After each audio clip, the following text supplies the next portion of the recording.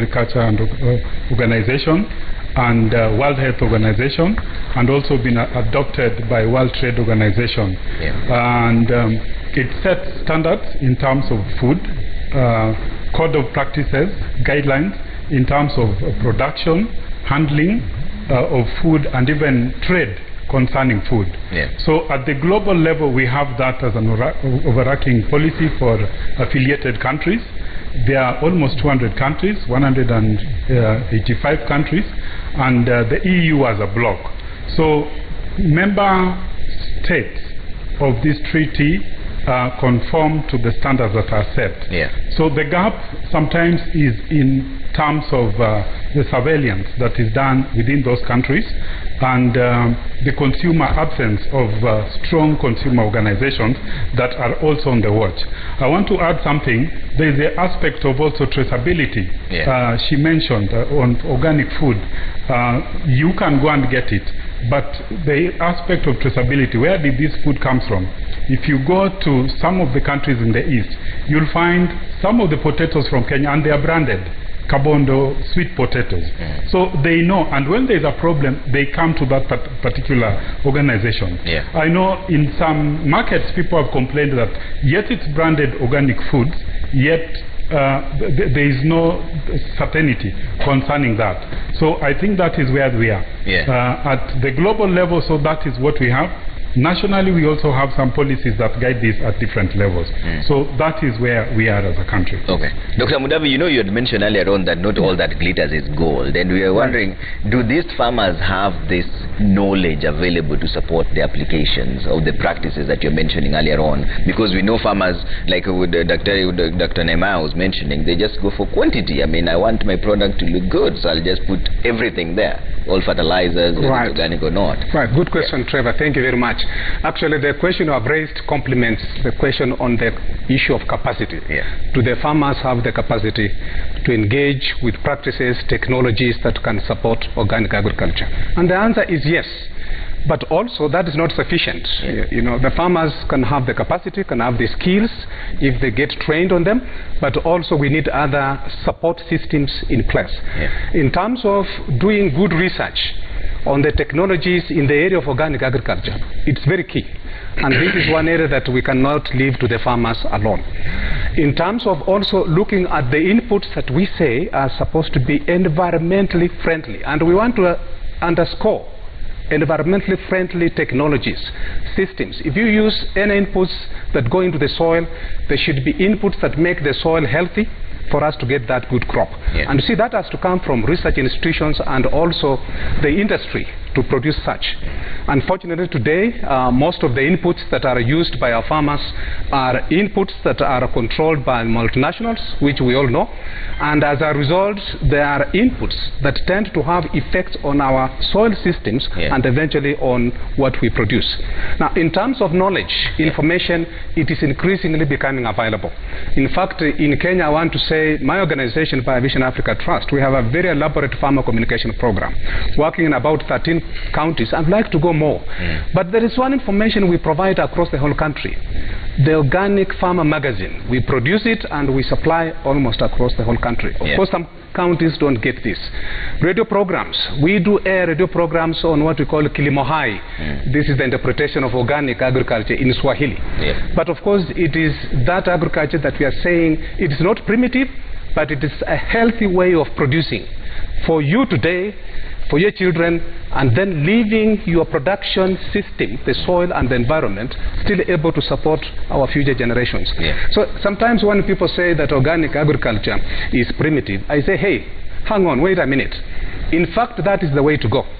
Today, some of the non-communicable diseases we are talking about, obesity, high blood pressure for some people and others, they are very much related to the diets that people eat. And the best source to give us the diets that we require for good health, it's organic agriculture. So The knowledge that is available today, we are putting it together, and that is why, for example, the German government has supported the establishment of the Knowledge Center on Organic Agriculture. This is a huge project covering all the 5 regions of Africa to ensure that the knowledge in the area of organic agriculture is made available and in forms that we can actually reach the farmer.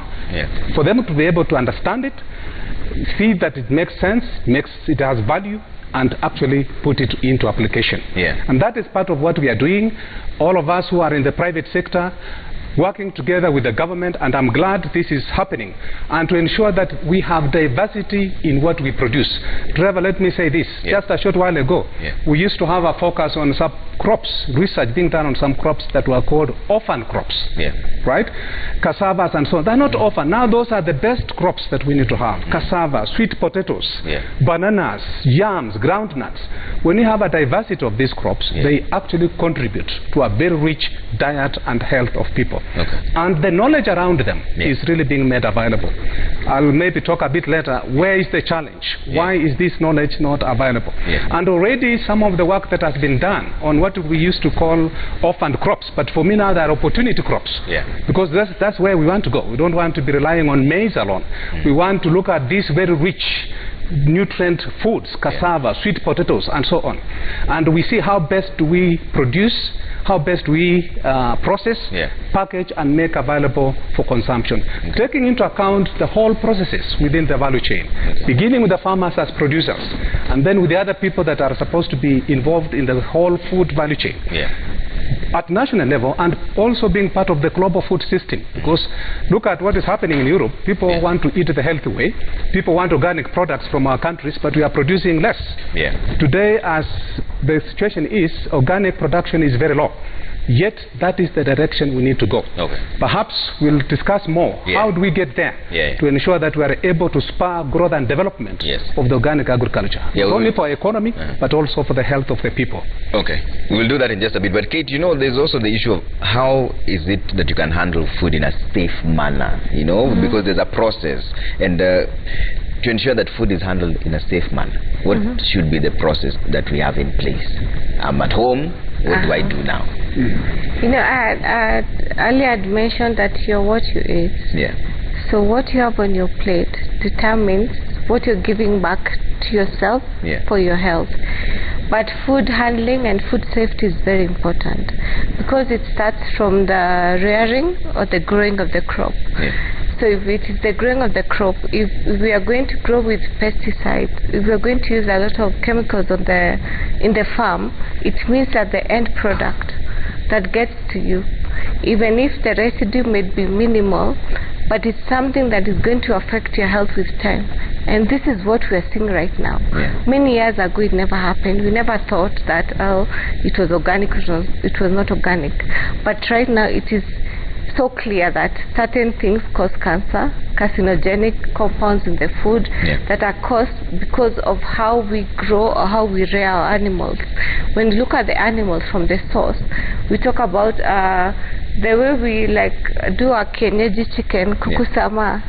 Sorry for that part, but within, is it 3 weeks that it's ready? You know, within 3 weeks the chicken is ready, and we're all there lining up to buy this chicken.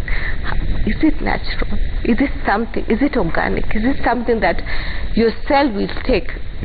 You know, we are made of nothing but cell. That cell needs the complete nutrient for you to be healthy right now, for you to be breathing, for you to be representing, for you to be talking today. So if it is short-changed or whatever, it means that you're not there. You're not getting what you need 100%. So food safety starts from the rearing and the growing of our crops. We grow them organically. And the best thing in Africa, in Kenya still, we still have organic farms. We're organic in nature. It's only that we also have our commercial lands or commercial farms, but most of us are family farmers. Organic farmers, the shago, if you go to you have your own thing. So that's what we need to build, because that's the future. And it's because it's not exposed so much that's what we are that's what we need in the years to come. So we ignore that. And also the animal rearing, it still has to be the natural source, because we know if you eat this chicken, I did not mention what happens afterwards. High in cholesterol, you're taking too much uric acid from the beef product, nyama choma and all that.